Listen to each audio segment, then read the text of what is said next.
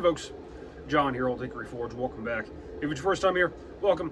So what's going on today, I'm down here in the workshop. I just finished up the little batch of hammers that's going to be shipping out tomorrow, and I've got a few hours of daylight left. So I want to get moving on a project I've been wanting to do for a while. A couple of videos back, I made a little mini double horn anvil, and I want to do that same thing, but this time I want to make what's called a London pattern anvil. If you don't know what the difference is, we'll talk about it here in a second. But I got the forge warming up, got my steel here, 2-inch round 1045, 6 inches long, about 5 pounds of material, same amount we started with last time, and let's get moving. But this here is the design that would be referred to as a London pattern anvil. You know, main difference is you have a square heel versus a tapered heel. Your Hardy and your Pritchell are at the same end. It's worth mentioning some double horn anvils do actually have the Hardy and Pritchell at the same end now. This is just more the standard for the London pattern. You've got the step, you know, single horn, everything like that. But it's just a really pretty shape, something I like. This is actually a little 20-pounder I got from Holland Anvils, kind of like as a Christmas present to myself last year. I use it for leather work. It's pretty sweet. First things first, we got to upset this baby and turn it into a cube, more or less.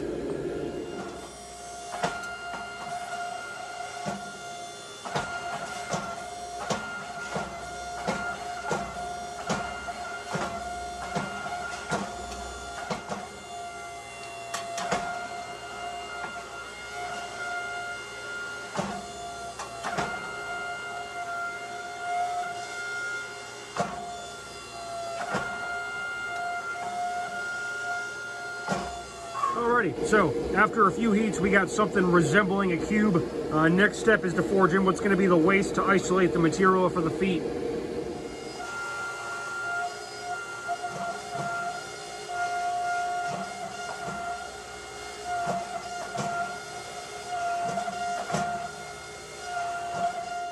This set of fullers I'm using to do this is actually, you know, far from ideal because they're so narrow. I use these for spreading out the cheeks on hammer billets. If I made a lot more of these, I might make some more specialized dies for doing it. But this is what we got, so it's what we're using. It'll take a few heats, but we can make it happen.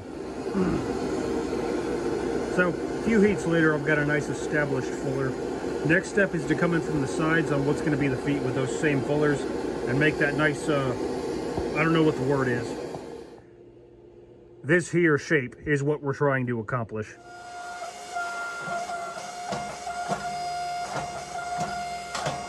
Alrighty, so last time what I did here was I quenched off the whole top half of the anvil and then kind of pressed it to try to flatten out the bottom of the feet. And I think I can actually skip that step, at least for now. So the next step is going to be to go in with the drawing dies from the side and pull out what's going to be the heel and the horn. Because after that, the anvil's got to be flattened from the top anyway. And I'm thinking that'll kind of fix that horribleness down there. We'll see. You know, worst comes to worst, we got to do it anyway, but we'll see what happens.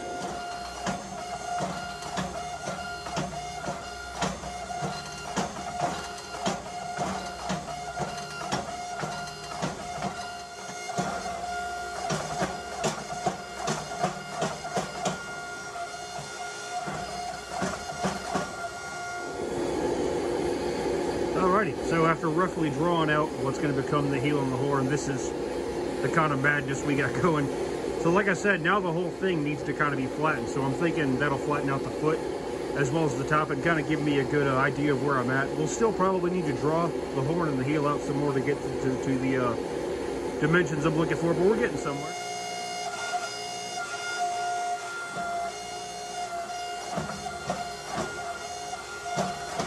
So my plan kind of worked. It still looks pretty terrible, but we're getting somewhere. Next step, I think, is going to be to go in there with the fullers and fix the waist up a little bit, because once the horn and the heel are drawn out, I'm not going to be able to get in there very well. Then we'll dress up the shape of the feet and see what we want to do with the top.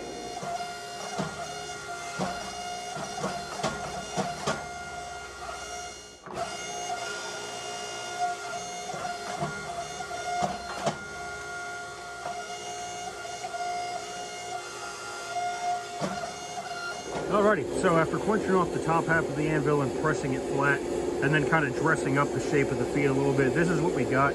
It's not great. My motto for this project is going to be fix it on the grinder, because we're going to go in there with the small wheel attachment and clean all that up. You know, I'm not as good as Joey Vandersteeg quite yet. But next step is going to be pulling out the length of the horn and the heel until it's got somewhere I like. So before I go any further, I think I'm going to go ahead and take this to the grinder and square off the ends, get rid of any fish mouthing to kind of give us more of an idea of what exactly it is we're working with as far as dimensions. So we'll do that real quick.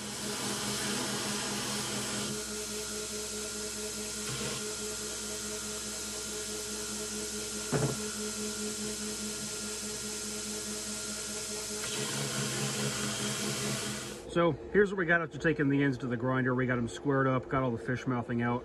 I think I'm gonna make this side into the heel because it's already pretty close to where I want it. We just need to make it a little bit longer, and then we'll pull the horn out of this side over here. Fun fact, actually, if you read Anvils in America by Richard Postman, they talk about how on older forged anvils, the shapes of the horns would actually be hot rasped or hot filed in by two guys with a big 6-foot long file. So this is kind of the modern day version of that. Kind of cool, you know. Obviously, taking hot steel to your grinder is dangerous, so don't do it. So, to draw up the heel, I don't want to go to the press because right now it's pretty thin and it will be easy to put a mark in there. I won't be able to get out. So I'm using my top puller, good heavy hammer. Not too really. It's slow going, but we'll get there.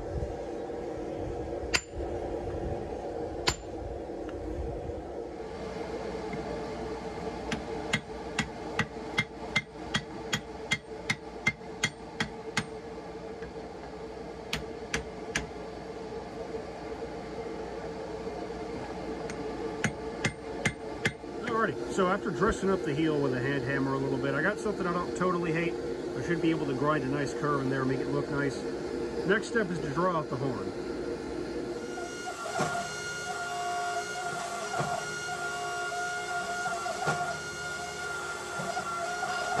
So what I'm doing to draw out the horn is I'm using the edges of my flat dies to kind of pinch the material out. Going really, really slow. I don't want to go too far and leave a mark I can't get out or destroy the shape too badly or anything like that, but that's what's happening now. So we're definitely getting somewhere with this thing. The horn is being kind of difficult, trying to make the steel go where I want it to. So I've just resorted to using a hand hammer. It's kind of cool using the horn to forge a horn, but we're getting there little by little.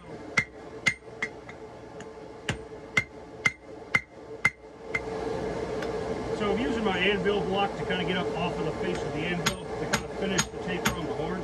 And it's actually working really, really well. So we're getting there.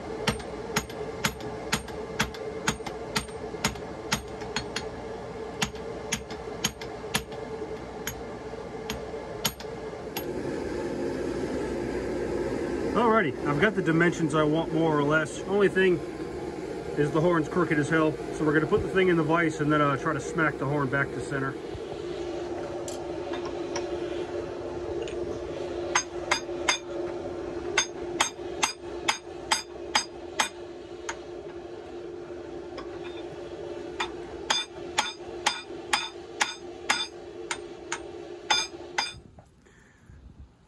Alrighty, I can work with that. We'll let that baby cool and we'll hit the grinder.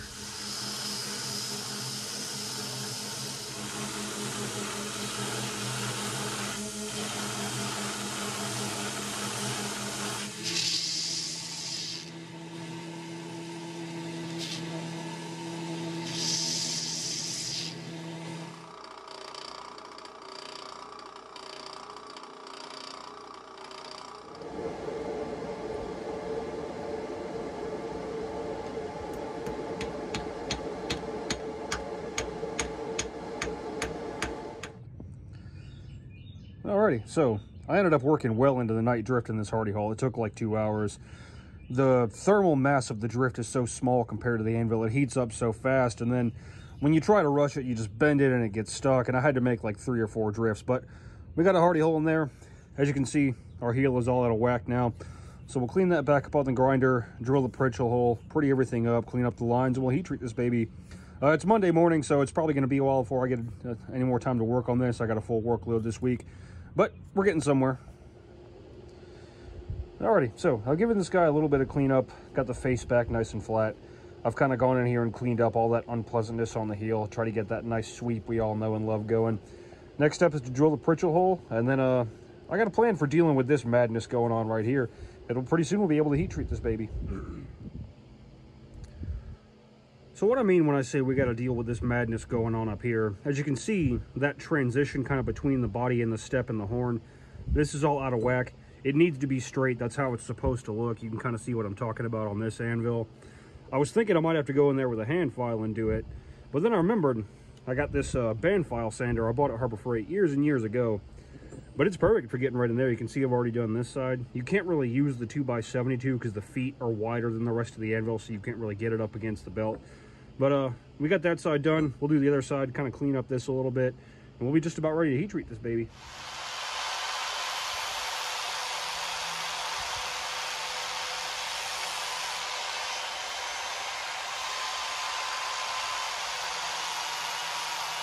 Alrighty, we got that transition pretty well defined. Let's go ahead and weigh it so we know what to mark it with.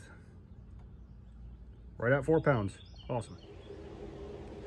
So the last mini anvil I made, a lot of people asked to see some forging done on it or said they'd wished I'd done some forging on it. So we're going to do that with this one once it's done. So while the forge is heating up, I got some scrap ash from when I ripped down hammer handle stock. I got the miter saw pulled out. We're going to make a little, I guess, mounting bracket or something that we can screw the anvil to that'll go in the vise so we can actually use it.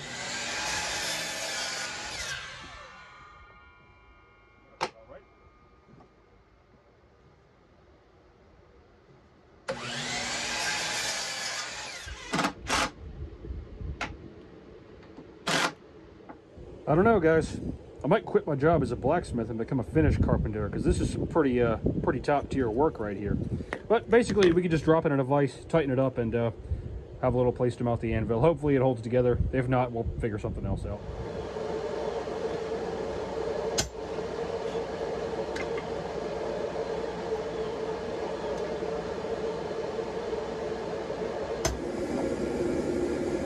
Alrighty, we got her marked. It's looking pretty good. We got the maker's mark, the weight, and the date it was made. I'm going to thermal cycle this thing a couple of times and then we'll go in for the quench.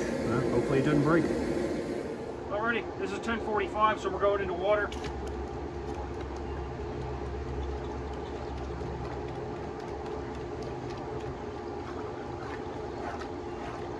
So here we are to the quench. I don't see any cracks. I didn't feel any cracks, so it appears to do going well. Skates a file pretty nice. I've gone ahead and cleaned the face up because we're going to be running colors for the temper, so we'll get that done.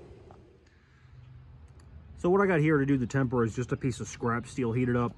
We're going to slowly let the heat bleed into the anvil, and I got a pitcher of water over here. We'll use that to keep the heel and the horn cool because they're thinner. Don't want to over soften them, but there's that. This is something I learned watching Joey Vandersteeg that I kind of wanted to try.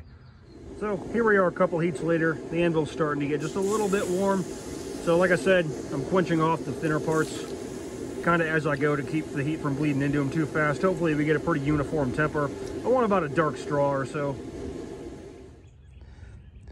All right, so we got a pretty nice dark straw color all along the face and the horn. It's not perfect, but you know, it's not bad. I actually quenched it in linseed oil and it gave me this nice kind of soft black finish. So I might not even paint this because I think that already looks pretty good. 1-inch hardened steel ball bearing. Let's check the bounce.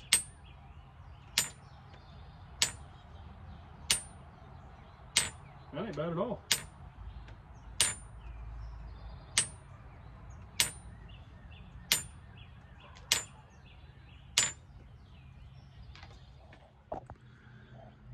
Alrighty, I got this little contraption made up with just some scrap steel with some holes drilled in it and some 4-inch decking screws. You know, it's in there pretty good. It's not super solid, but I don't think it's going to move for the amount of work I'm trying to do.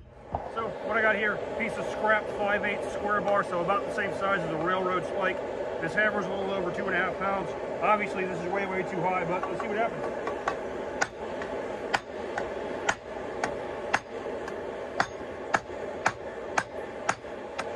Let's see if we can kind of reduce this down a bit. So I'm going to use the edge.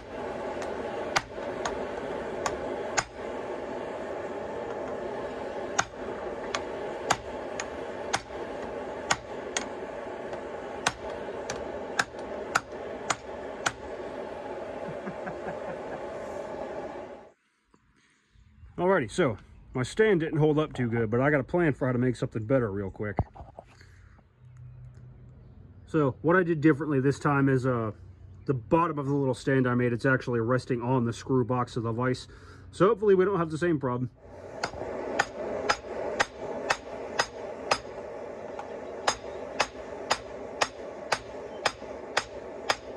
Just for fun, I got my 8-pound hammer. Let's see what happens.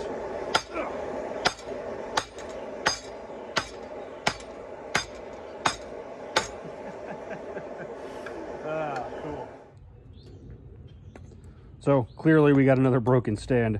If I had like a small diameter log, that would probably be ideal for this, but I don't have one. But, you know, you get the idea. We forged that 5/8 square down to about 3/8 square. So, unfortunately, upon polishing the face a little bit, I have found some cracking right there. It's a bit hard to capture on camera, but there's a little bit going on right there, as well as over in here. See if I can get you a little closer. See, that one's the worst one. So, that kind of sucks, but is what it is. There we go. One real nice looking mini London pattern anvil. Got a hardy, Pritchell, everything. It does kind of suck that there's that surface cracking. This was supposed to be for March's quarterly Patreon giveaway, but with it being cracked, I'd really rather just not send it out. I know whoever gets this is probably just going to use it as a display item, but sending it out cracked just strikes me as piss poor craftsmanship, and it's not really something I'm willing to do. So, patrons of the channel, sound off in the comments and let me know what you guys want me to do. I can make another one, or I can make something different. I've got ideas for knives I'd like to try and this and that. So let me know what it is you guys want, and you know, we'll fix something up. That being said, making videos in the near future is going to be a pretty significant challenge. I've actually signed up to exhibit at Blade Show in June, and there's a lot of stuff that needs to be made between now and then. I've been meaning to finish this sword for like 6 freaking months, so hopefully I'll get to do that pretty soon. But a couple of retailers have put in pretty big orders. The Etsy business is just staying so constant, and demand is consistently outpacing production. So the next few months are really just going to be running uphill. So, you know, forgive me if I'm not as active on social media like my Facebook, my Instagram, YouTube, and my Patreon as I really should be, because there's a lot on my plate right now. But there's that. But that's all I got for you. If you like what you saw, like, share, subscribe, all that jazz. Always more cool stuff coming. Like I said, patrons of the channel, sound off and let me know what it is you want me to do moving forward for you guys' quarterly giveaway. You guys are awesome. Love you guys. But like I said, that's all I got for you. And y'all take care.